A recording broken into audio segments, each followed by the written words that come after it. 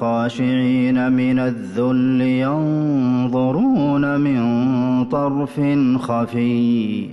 وقال الذين آمنوا إن الخاسرين الذين خسروا أنفسهم وأهليهم يوم القيامة ألا إن الظالمين في عذاب مقيم.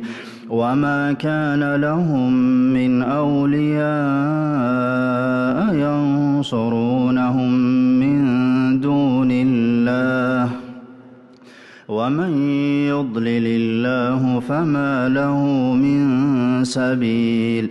استجيبوا لربكم من قبل أن يأتي يوم لا مرد له من الله ما لكم من